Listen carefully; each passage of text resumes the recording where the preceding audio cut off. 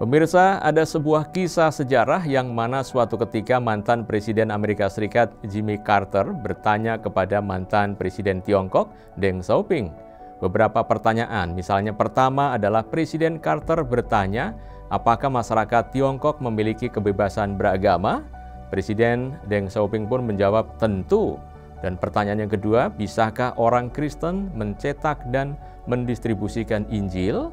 Presiden Deng pun dengan yakin menjawab tidak masalah. Namun untuk pertanyaan terakhir, apakah pemerintah Tiongkok akan mengizinkan misionaris ke Tiongkok untuk melakukan misi keagamaan? Pemimpin pembaharuan Tiongkok modern itu pun dengan tegas berkata tidak.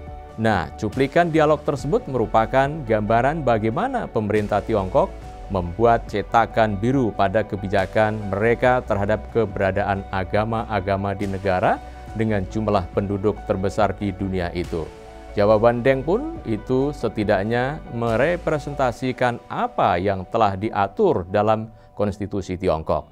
Lantas seperti apa konstitusi Tiongkok mengatur beragam agama dan bagaimana pemerintah Tiongkok mengatur keberagaman di negaranya? Dan pemirsa, inilah Jurnal Barata bersama saya, Bagas Sumarlan.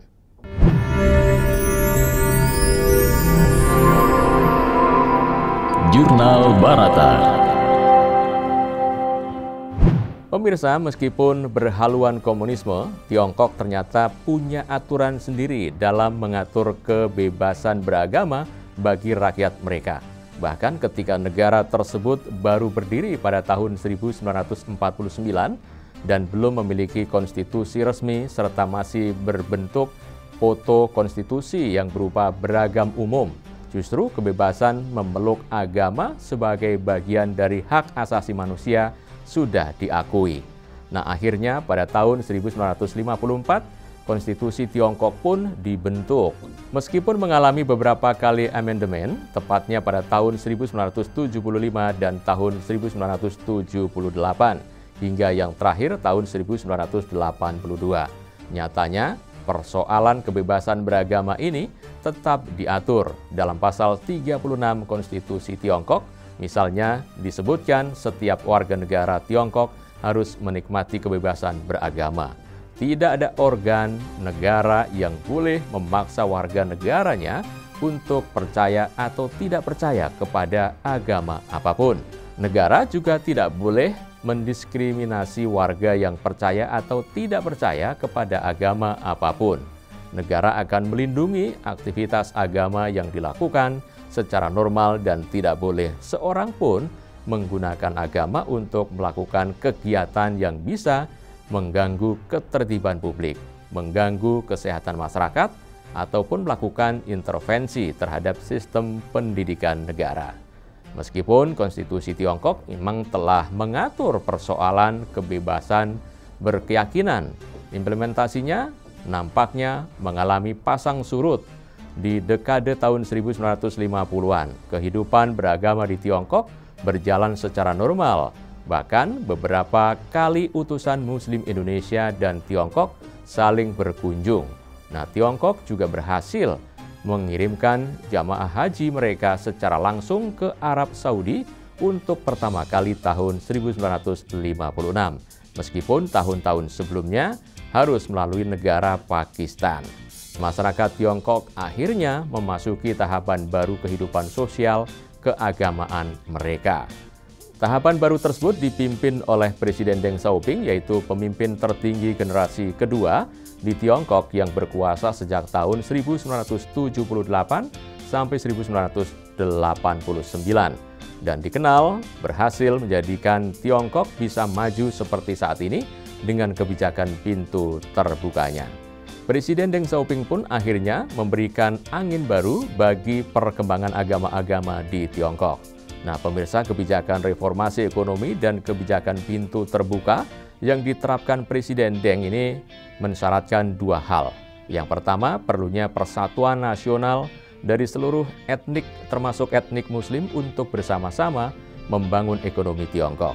Lalu yang kedua, Tiongkok perlu meningkatkan kerjasama secara lebih terbuka dengan dunia luar dalam memajukan ekonomi mereka.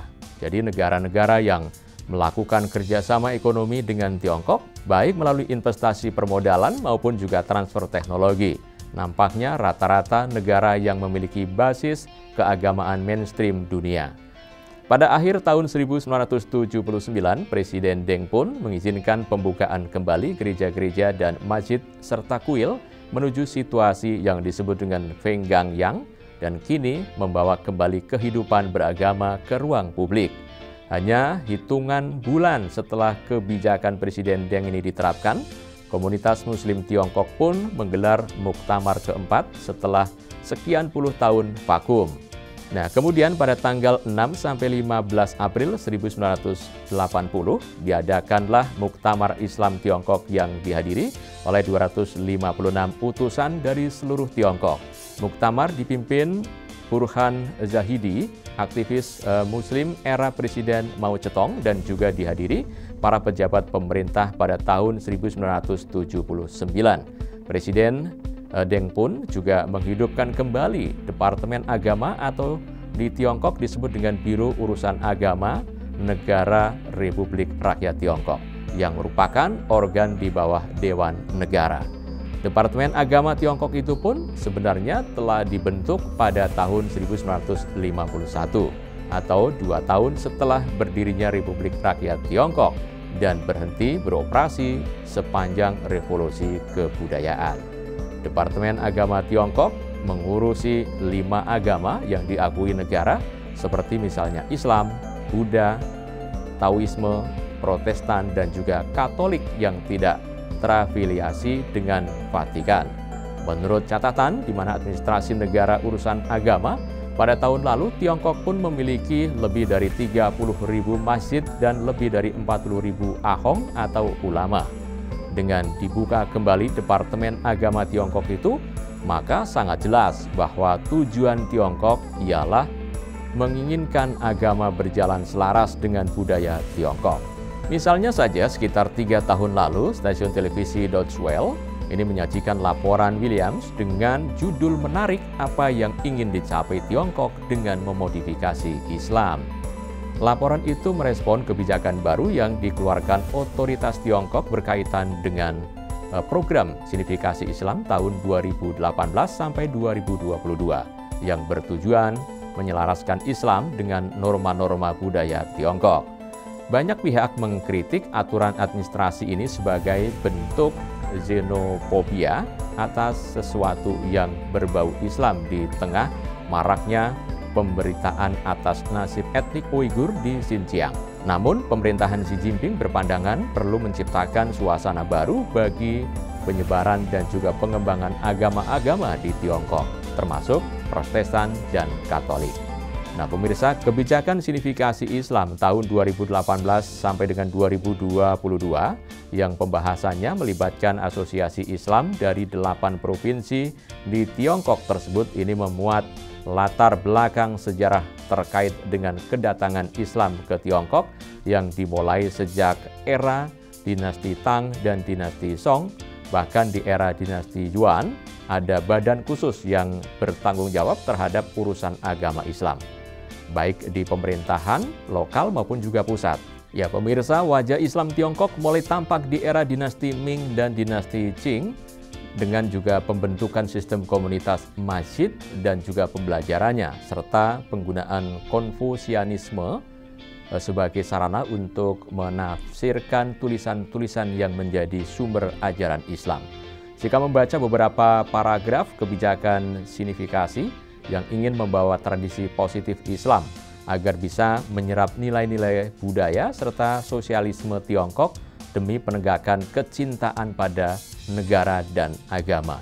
Agak sulit untuk tidak mengatakan bahwa program ini paralel dengan pemikiran mantan Presiden Indonesia Abdurrahman Wahid atau Gus Dur tentang pribumisasi Islam. Nah, bagi Presiden Gus Dur, kontekstualisasi Islam ini menjadi sangat penting agar nilai-nilai Islam bisa membumi dengan cara mengakomodasi keragaman budaya dan kebutuhan masyarakat dengan tanpa mengubah doktrin ajarannya. Akhirnya, terlepas dari mereka yang setuju ataupun tidak setuju dengan signifikasi Islam ini, kita memang perlu memahami konstatasi Islam itu yang relevan di segala waktu dan tempat, termasuk di Tiongkok, bukan? Nah, pemirsa, terima kasih. Saya Bagas Sumarlan. Sampai jumpa. Demikian Jurnal Barata.